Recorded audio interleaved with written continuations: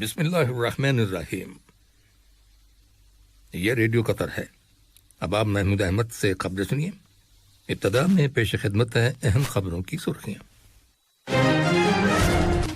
صاحب اسم امیر نے اسلامی جمہوریہ پاکستان کے صدر کو آج ان کے ملک کے یوم آزادی کی سالگرہ کے موقع پر مبارکباد کا برقی پیغام ارسال کیا ہے۔ وزارت داخلہ نے شورا کونسل کے الیکشنز کی ابتدائی ووٹر لسٹوں سے متعلق شکایات اور اعتراضات کی درخواستوں کے وصول کرنے کی ڈیڈ لائن یعنی آخری تاریخ میں توسیع کرنے کا اعلان کیا ہے۔ وزارت صحت نے کہا ہے کہ ملک کے اندر گزشتہ 24 گھنٹوں کے دوران کرونا وائرس کے مزید 196 مریض صحتیاب ہو گئے ہیں، جس کے بعد شفا پانے والے افراد کی مجموعی تعداد اب 2,25,881 ہو گئی ہے۔ اور ترکی کے ساحلی علاقے میں شدید سیلاب اور مٹی کے تودے گرنے سے مرنے والوں کی تعداد 42 ہو گئی ہے۔ یہ تھی اہم خبروں کی سرخیاں، اور اب سے چند لمحوں بعد تفصیل سے خبریں نشر کی جائیں گی۔ لیجیے اب آپ تفصیل سے خبریں سنیے۔ صاحب اسم امیر شیخ تمیم بن حمد آل ثانی نے اسلامی جمہوریہ پاکستان کے صدر ڈاکٹر عارف علوی کو آج ان کے ملک کے یوم آزادی کی سالگرہ کے موقع پر مبارکباد کا برقی پیغام ارسال کیا ہے۔ نائب امیر شیخ عبداللہ بن حمد آل ثانی نے بھی اس موقع کی مناسبت سے صدر ڈاکٹر عارف علوی کے نام مبارکباد کا برقی پیغام روانہ کیا ہے۔ در اثنا وزیر اعظم اور وزیر داخلہ شیخ خالد بن خلیفہ بن عبدالعزیز آل ثانی نے اسلامی جمہوریہ پاکستان کے وزیر اعظم کو آج ان کے ملک کے یوم آزادی کی سالگرہ کے موقع پر مبارکباد کا برقی پیغام ارسال کیا ہے۔ وزارت داخلہ نے شورا کونسل کے الیکشنز کی ابتدائی ووٹر لسٹوں سے متعلق شکایات اور اعتراضات کی درخواستوں کے وصول کرنے کی ڈیڈ لائن یعنی آخری تاریخ میں توسیع کرنے کا اعلان کیا ہے۔ شورا کونسل کے الیکشنز کی نگران کمیٹی اب اگلے ہفتے کے دوران بھی درخواستیں وصول کرے گی۔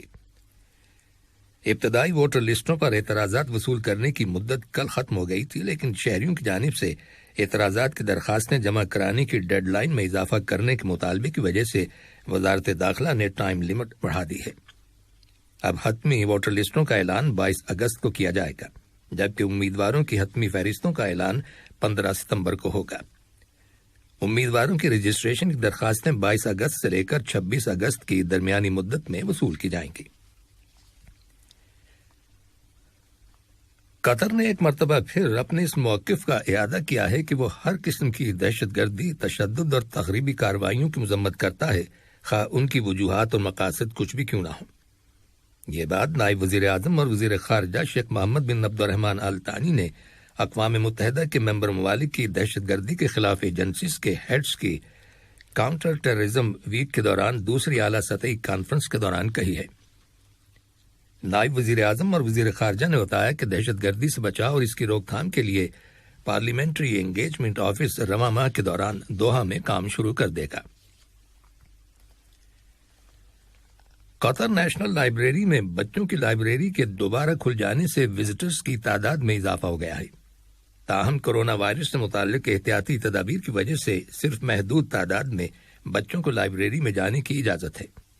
12 سال کی عمر تک کے بچوں کو لائبریری میں جانے کے لیے پہلے سے بکنگ کروانا ہوگی، جو QNL یعنی قطر نیشنل لائبریری کی ویب سائٹ کے ذریعے کی جا سکتی۔ یہ لائبریری ہفتہ اور جمعرات کی درمیانی مدت میں کھلی رہتی ہے، اور اس کے 2 ٹائم سلاٹس ہیں، صبح 8 بجے سے 10 بجے تک اور پھر صبح 10:30 سے بعد دوپہر 2:30 بجے تک۔ وزارت تجارت اور صنعت نے مقامی پروڈیوسرز اور مینوفیکچررز پر زور دیا ہے کہ وہ ملک کے اندر تمام آؤٹ لیٹس پر اپنی مصنوعات کی نمائش اور مارکیٹنگ کے لیے قطری مصنوعات کے نئے لوگو استعمال کریں۔ وزارت نے ایک بیان میں لوکل پروڈیوسرز اور مینوفیکچررز سے کہا ہے کہ وہ پرانے لوگو ہرگز استعمال نہ کریں۔ نئے لوگو اشتہاری پبلیکیشنز پر چسپاں کیے جا سکتے ہیں اور ان تمام مصنوعات پر لگائے جا سکتے ہیں جو قطر میں تیار کی گئی ہیں یا جزوی طور پر تیار کی گئی ہیں۔ وزارت نے نئے لوگو کا اجرا گزشتہ سال دسمبر میں کیا تھا۔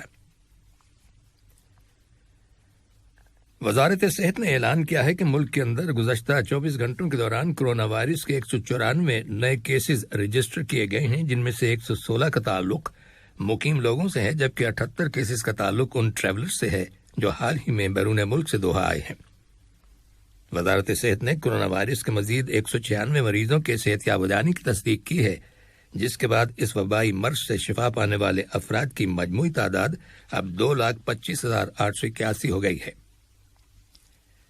دریاسنا وزارت صحت کے اعلیٰ افسران نے انکشاف کیا ہے کہ ملک کے اندر 65 سال سے زیادہ عمر کے ان لوگوں کو تقریباً سبھی ہاسپٹلز میں داخلے کے لیے ترجیح دی جا رہی ہے جنہیں کورونا وائرس کے خلاف مکمل طور پر ویکسین نہیں دی گئی۔ رومیلا ہاسپٹل کی میڈیکل ڈائریکٹر ڈاکٹر حنادی الحمد نے کہا ہے کہ 60 سال کی عمر کے 10 میں سے 9 افراد کو ویکسین کی دونوں ڈوزز دی جا چکی ہیں۔ انہوں نے مزید کہا کہ ریاست قطر ملک کی اولڈر پاپولیشن کی بہت کیئر کرتی ہے اور انہیں انتہائی مؤثر اور محفوظ ویکسین لگائی جا رہی ہیں۔ ادھر ایران کی حکومت نے ملک میں کورونا وائرس کی وجہ سے اموات اور انفیکشن میں خطرناک اضافے کو روکنے کے لیے پورے ملک میں 6 روز کے لیے لاک ڈاؤن کرنے کا اعلان کیا ہے۔ قومی anti corona virus task force نے، جس کی قیادت صدر ابراہیم رئیسی کر رہے ہیں، کہا ہے کہ یہ لاک ڈاؤن پیر کے روز شروع ہوگا، جس کے دوران تمام دفاتر، بینک اور غیر ضروری کاروبار بند رہیں گے۔ یہ خبریں ریڈیو قطر سے نشر کی جا رہی ہیں۔ آج مقبوضہ مغربی کنارے کے جنوب مغربی شہر جنین میں اسرائیلی قابض فورسز کے ساتھ جھڑپوں میں متعدد فلسطینی زخمی ہو جانے کی اطلاع ملی ہے۔ فلسطینی خبر رساں ایجنسی وفا کی رپورٹ کے مطابق اسرائیلی فوج نے مذکورہ شہر پر دھاوا بول دیا اور فلسطینیوں کے گھروں کی تلاشی لی، جس کے دوران جھڑپیں شروع ہو گئیں۔ بعد میں اسرائیلی فوج نے فلسطینیوں پر سٹن گرینیڈز داغے اور آنسو گیس استعمال کی۔ ترکی کے ساحلی علاقے میں شدید سیلاب اور مٹی کے تودے گرنے سے مرنے والوں کی تعداد 42 ہو گئی ہے۔ ترکی میں برسوں کے بعد اس قدر شدید سیلاب آیا ہے، جس میں لاپتہ ہونے والے افراد کی فیملیز آج امدادی ٹیموں کے ہمراہ ان عمارتوں میں گئیں جہاں لاپتہ افراد رہتے تھے۔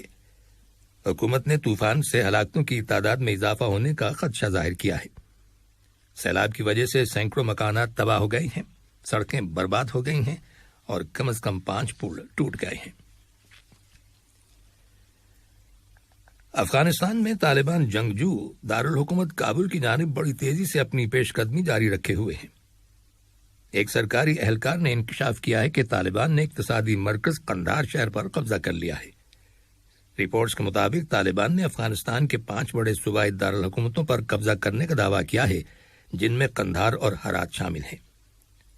رائٹرز خبر رساں ایجنسی کی رپورٹ کے مطابق طالبان نے اب کابل سے 50 کلومیٹر دور پڑاؤ ڈالا ہے، جبکہ امریکہ اور دیگر ممالک نے کابل سے اپنے شہریوں کو نکالنے کی کارروائیاں تیز تر کر دی ہیں۔ دریاسنا اقوام متحدہ کے سیکرٹری جنرل انٹونیو گٹرس نے طالبان پر زور دیا ہے کہ وہ فوری طور پر حملے بند کر دیں اور عوام کے لیے خیر زغالی کے جذبے کے تحت مذاکرات شروع کریں۔ اخباری نمائندوں سے گفتگو کرتے ہوئے سیکرٹری جنرل نے کہا کہ طاقت کے ذریعے اقتدار پر قبضہ کرنا محض خانہ جنگی کو طول دینا ہے، جس کی وجہ سے افغانستان الگ تھلگ ہو جائے گا۔ انہوں نے تمام فریقوں پر زور دیا کہ وہ عام شہریوں کا خیال کریں، کیونکہ لڑائی کے نتیجے میں مسلسل خون ریزی کی سب سے زیادہ قیمت معصوم شہریوں کو ادا کرنی پڑتی ہے۔ اور تھوڑی دیر پہلے ملنے والی ایک رپورٹ کے مطابق افغانستان کے صدر اشرف غنی نے مقامی لیڈروں اور انٹرنیشنل پارٹنرز کے ساتھ ہنگامی مذاکرات کیے ہیں، جن کی تفصیلات دستیاب نہیں ہو سکیں۔ آخر میں اہم خبروں کی سرخیاں ایک بار پھر سن لیجیے۔ صاحب اسماعیل نے اسلامی جمہوریہ پاکستان کے صدر کو آج ان کے ملک کے یوم آزادی کی سالگرہ کے موقع پر مبارکباد کا برقی پیغام ارسال کیا ہے۔ وزارت داخلہ نے شورا کونسل کے الیکشنز کی ابتدائی ووٹر لسٹوں سے متعلق شکایات اور اعتراضات کی درخواستوں کے وصول کرنے کی ڈیڈ لائن یعنی آخری تاریخ میں توسیع کرنے کا اعلان کیا ہے۔ وزارت صحت نے کہا ہے کہ ملک کے اندر گزشتہ 24 گھنٹوں کے دوران کورونا وائرس کے مزید 196 مریض صحت یاب ہو گئے ہیں، جس کے بعد شفا پانے والے افراد کی مجموعی تعداد اب 2,25,881 ہو گئی ہے۔ اور ترکی کے ساحلی علاقے میں شدید سیلاب اور مٹی کے تودے گرنے سے مرنے والوں کی تعداد 42 ہو گئی ہے۔ रेडियो कतर से खबरों का आज का दूसरा बुलेटिन खत्म हुआ।